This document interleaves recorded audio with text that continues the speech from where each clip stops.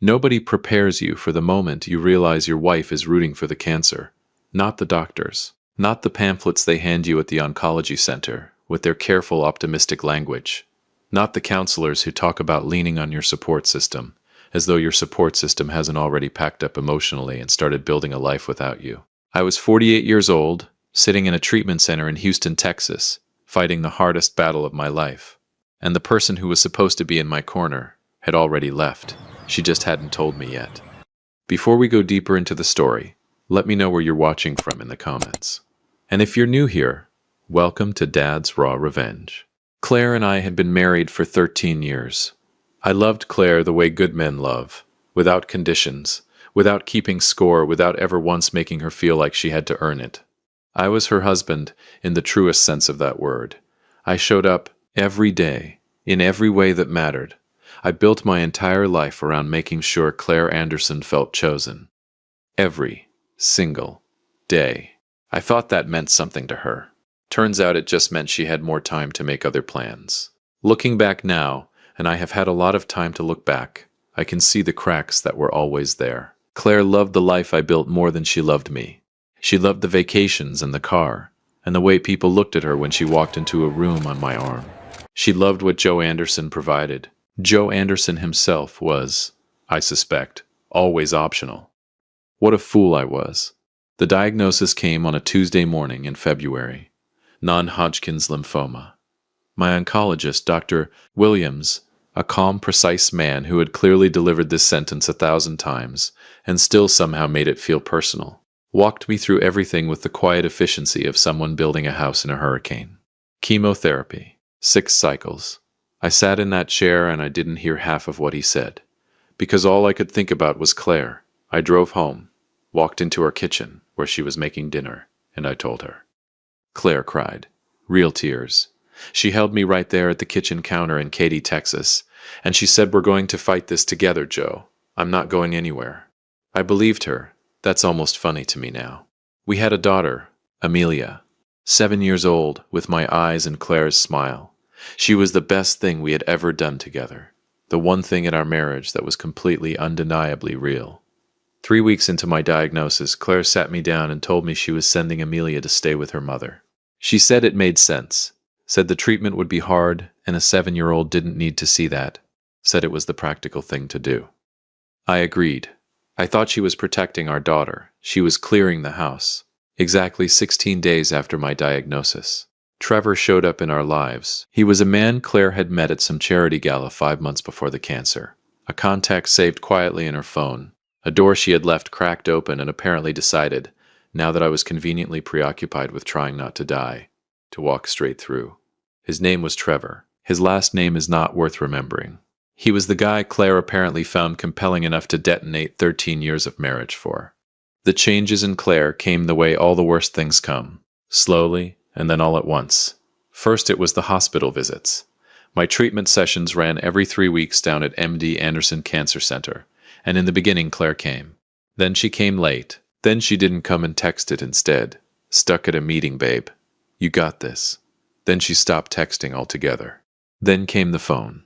Claire had never been precious about her phone before. We were the kind of couple who knew each other's passcodes, who handed phones across the dinner table to share videos. Suddenly her phone was always face down. Suddenly she took it to the bathroom. Suddenly she laughed at things she didn't share. Then came the flinching.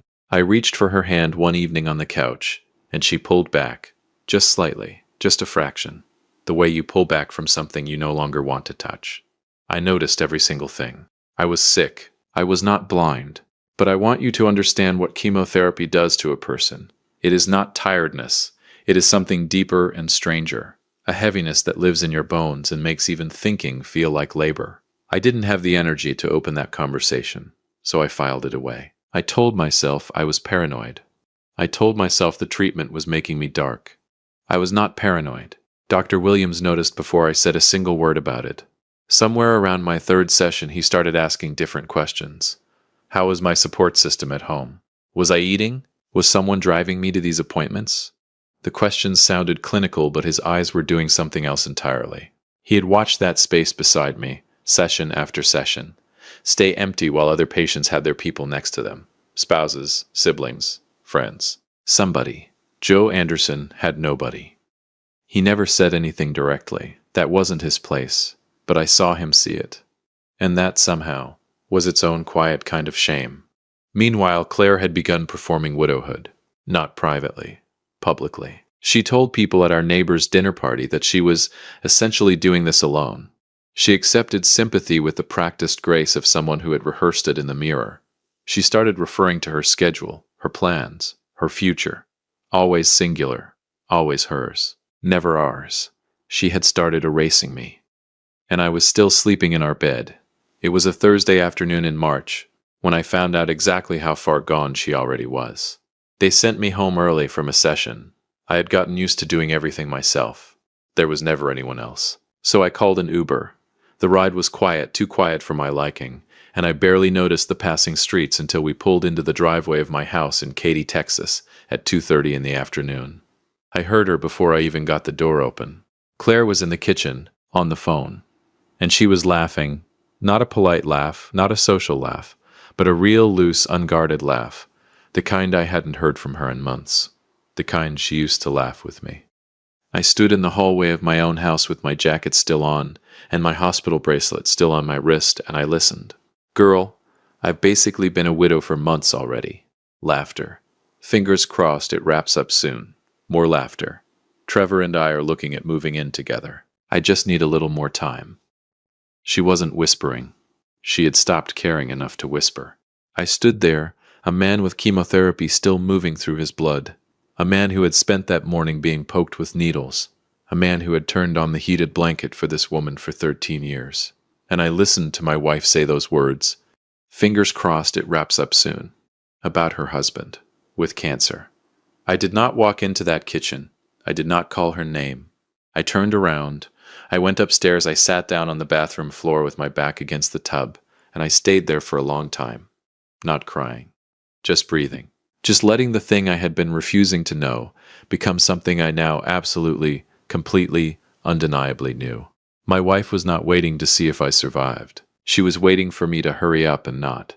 And somewhere during those minutes on that bathroom floor, with the cold tile underneath me and the Houston traffic humming faintly outside, something inside me stopped breaking and started building. She had made her calculation. Now I was going to make mine. It got worse before I could act on that thought. Because of course it did. About 2 weeks later I found out, not from Claire, not from anyone who had the decency to tell me directly, but from a quiet word a neighbor let slip, that Claire had been telling people she was a widow, present tense, while I was still alive, still going to treatment, still sleeping in our house. She had told people at a gathering that she was on her own now, that she was moving forward. She had already buried me in conversation. She just hadn't gotten around to telling me. And then, because apparently the universe wanted to make absolutely sure I had the full picture, I came home from a session one evening and found Trevor sitting at my kitchen table. In my house, at my table, eating what appeared to be my food. Claire stood by the kitchen counter with her arms folded, and the expression of someone who had been waiting for this exact moment and was mildly irritated it had taken this long to arrive. Joe, she said, not. I'm sorry, not. Let me explain. Just my name. Like a period at the end of a sentence she had already finished writing. Joe, you need to be realistic. You might not make it. I have to think about my future. Okay, I said. Trevor was still seated. He had the decency to look at his plate. 1 point for Trevor. I told him to get out of my house immediately. He came close, looked at me and told Claire, call me when you're done. And I felt something move inside me. Not shatter, not collapse, but shift. Like a gear that had been grinding, finally clicking into the right position. I went upstairs, I got into bed, and while Claire stayed downstairs in the kitchen, in the house I had built and paid for, I stared at the ceiling in the dark and I made a decision so quiet it didn't make a sound. I was going to survive this cancer. And then I was going to make sure Claire didn't get a single thing she was counting on. This was not a woman waiting to see if her husband pulled through. This was a woman calculating the value of his death. And she was doing it while I was still very much alive, and, as she was about to find out, very much paying attention. That night I lay on the bathroom floor one more time, not out of despair, not this time. I lay there and I thought about everything I still had. My daughter, My sister Nicole, who had been calling me every single day since the diagnosis and driving up from her place whenever I'd let her. My lawyer's number saved on my phone. My financial advisor who had known me for 15 years. And a mind that still worked, even when my body was fighting a war. Claire thought cancer had made me weak. She had fundamentally misunderstood what it had made me. It made me precise. Let me tell you what nobody tells you about fighting cancer while your wife is cheating on you. You have to choose, every single morning, which battle gets your energy. And I chose wrong for too long. I spent weeks grieving Claire when I should have been building. Lying in that bed after treatment, nauseated and hollow, replaying the phone call. Fingers crossed it wraps up soon, running it on a loop like a song you hate but can't get out of your head. Wasting the little energy I had on a woman who was out there spending my money and sleeping next to another man, and telling her friends she was basically a widow. I was grieving someone who was still alive and completely unbothered. That had to stop. So I stopped. The hardest part of those weeks, harder than the treatment, harder than watching Claire disappear in real time, was not having Amelia home. I called her every night at 7 o'clock without fail. Her grandmother would hand her the phone, and she'd say, "Daddy, are you still sick?" And I'd say, "Getting better every day, baby." And she'd say, "Okay, because I made you a drawing." Every single night. A new drawing. One night, somewhere in the middle of April, she asked me something I was not prepared for. "Daddy, how come Mommy never calls me?" I held the phone and I looked at the ceiling and I said, "Mommy's been very busy, baby." Busy with what? I was speechless. I said, "Don't worry, baby. Mommy will call you soon." She accepted that the way 7-year-olds accept things, completely and temporarily, and moved on to telling me about the drawing she had made that day.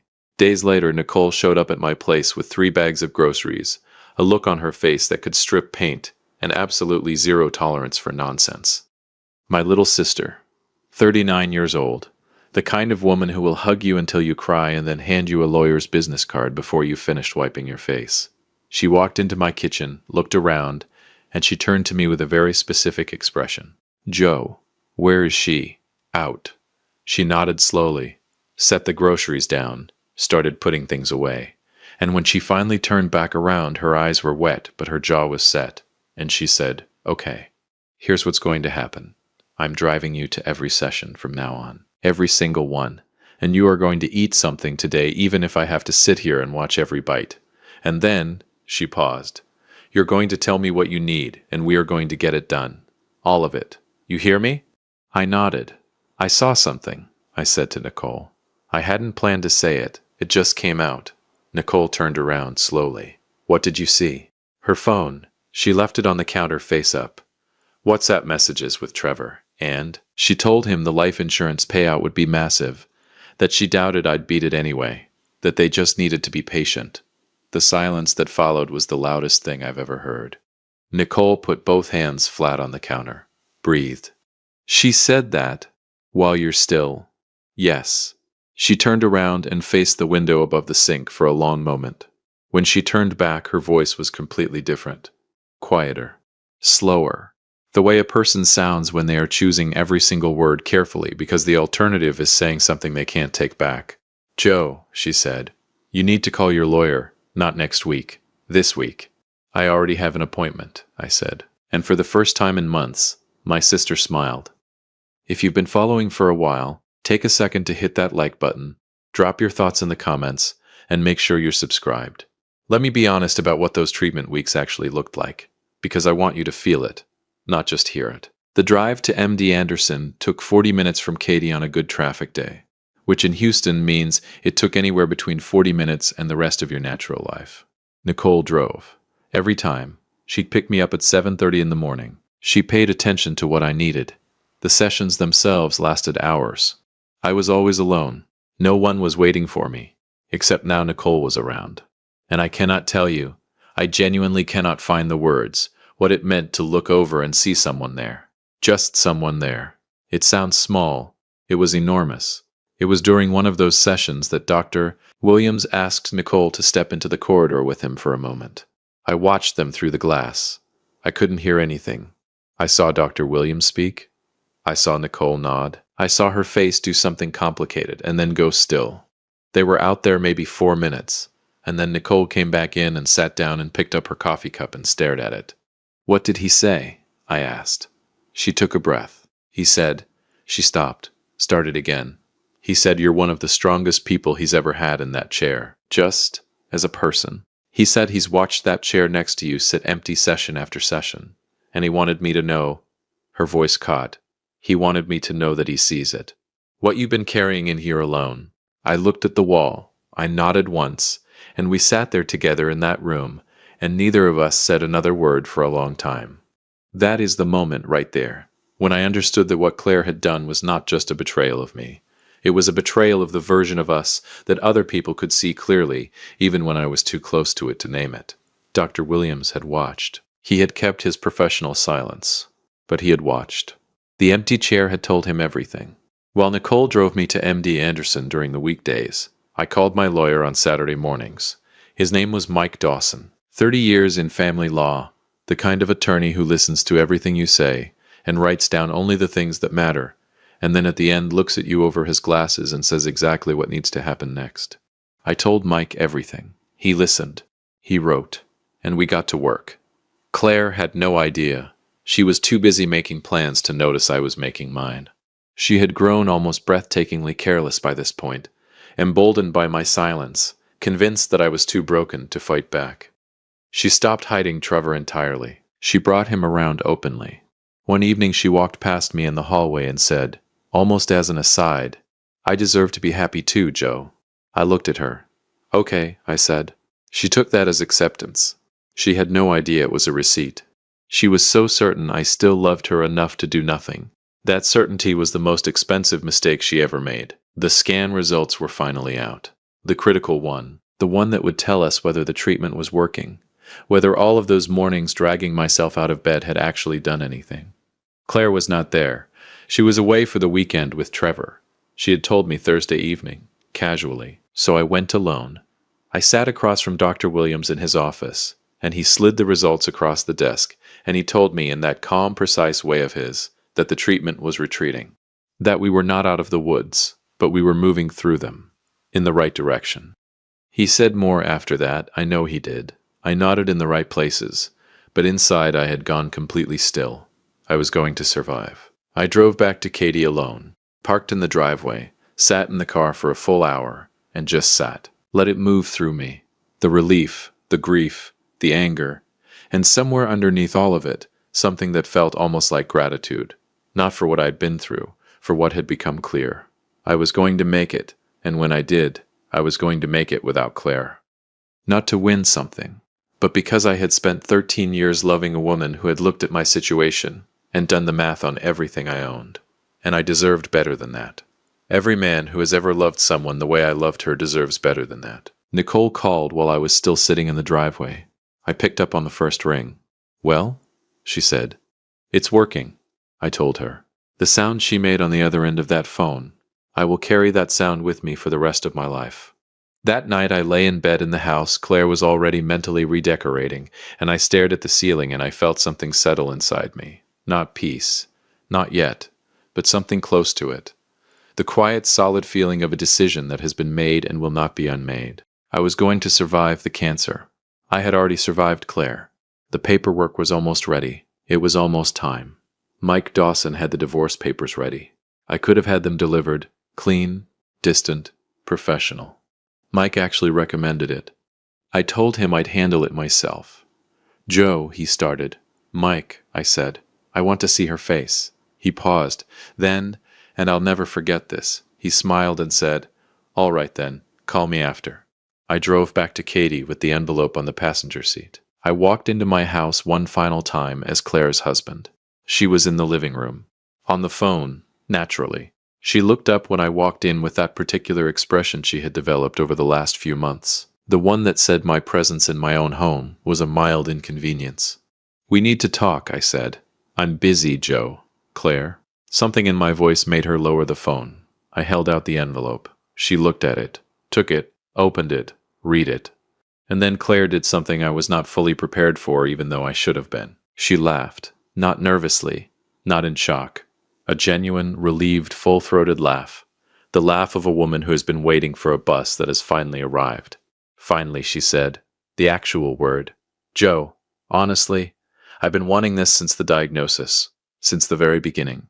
She said it without thinking, without a single moment of awareness that she had just handed me a confession, so complete that Mike would later call it, and I am quoting my attorney here, a gift. She had never intended to stay. She had bet against me from day one, and she was still, right now, certain she was holding the winning hand. I looked at her for a long moment. "Thank you," I said, "for being honest." And I walked out. Claire called her lawyer within the hour. Confident, almost cheerful. She had been waiting for this, 13 years of marriage in Texas. The house, the joint assets, the accounts. She had done her own math and she liked her numbers just fine. She told Trevor that evening they were going to be fine. Better than fine. What Claire did not know, what she could not have known because she had never once taken me seriously enough to watch me carefully, was what Mike and I had built over those quiet months. The proceedings told the whole story. The house she had been mentally redecorating for Trevor, my separate property bought years before I ever met her, never refinanced with her name on it. She had no claim to it. She just assumed she did. The joint accounts she had been spending freely for months.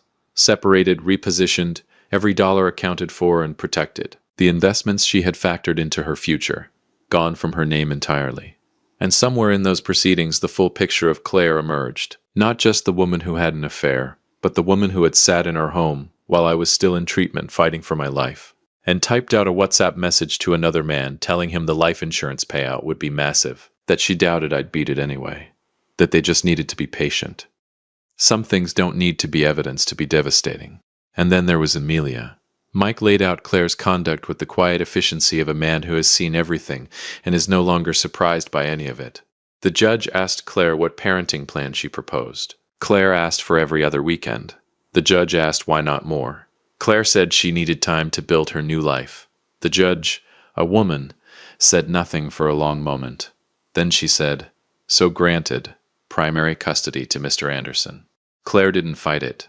She was already thinking about Trevor. Claire's own choices, documented, consistent, and completely voluntary, had told the court everything it needed to know about her priorities. She had walked into this divorce certain she held every card. She was holding nothing. She had to tell Trevor. And she did not tell him privately.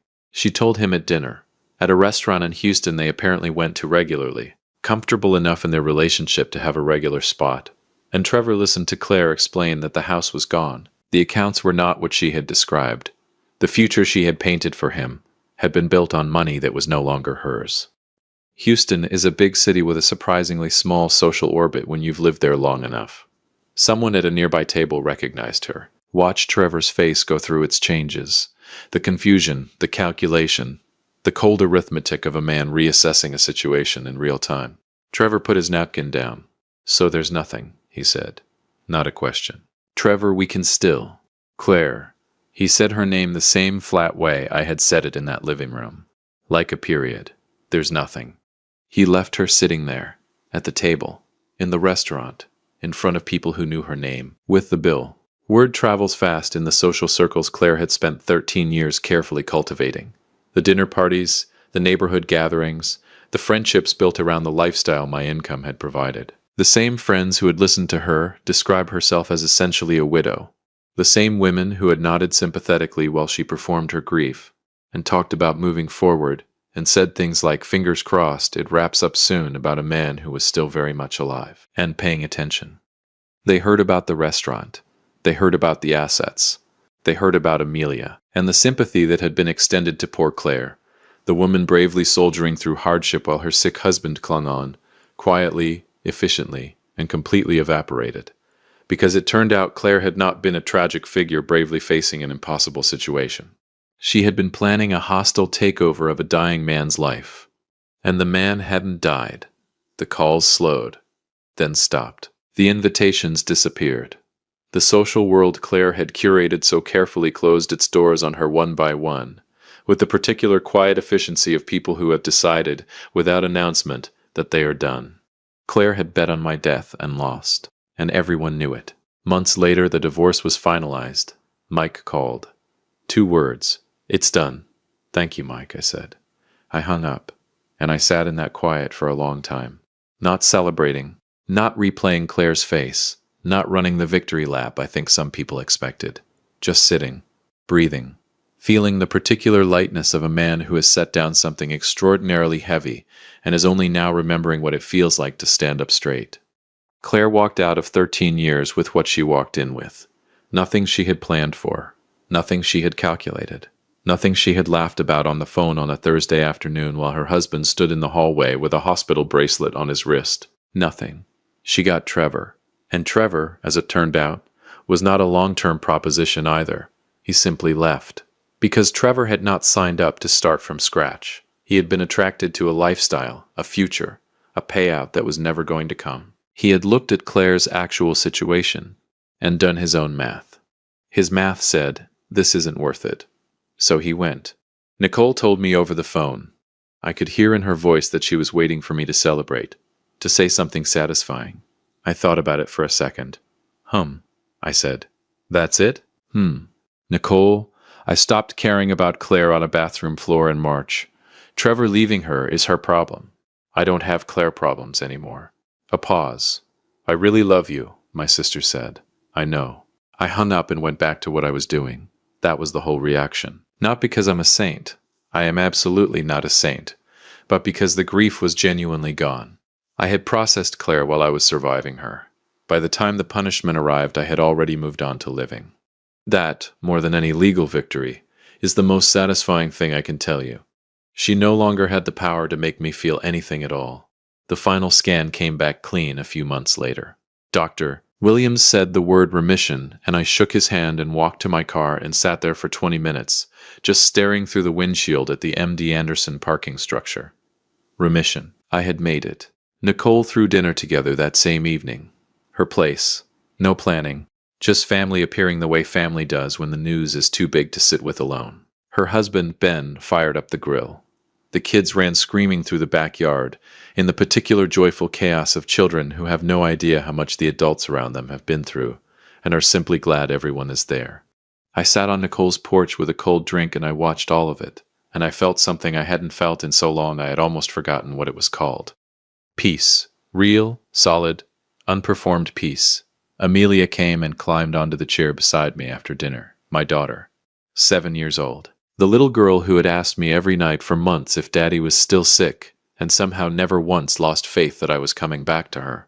She looked up at me with that serious face she gets, the one that means she has something important to say, and then she tucked herself against my side like it was the most natural thing in the world, like she was exactly where she was supposed to be. Within 10 minutes she was asleep on my shoulder, my Amelia, the man who was supposed to be on the ground by now.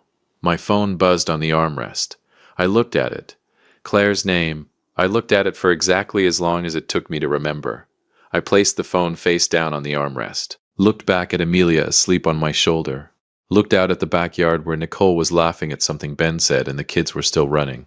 I had already grieved Claire, months ago, on my bathroom floor in Katy, Texas. She was somewhere in this city tonight with nothing she planned for and no one she counted on. And I was here, alive, whole, unbothered, free. With my daughter asleep on my shoulder. I was busy living. Thank you for listening. If you enjoyed this story, hit that like button, subscribe, and drop your thoughts in the comments.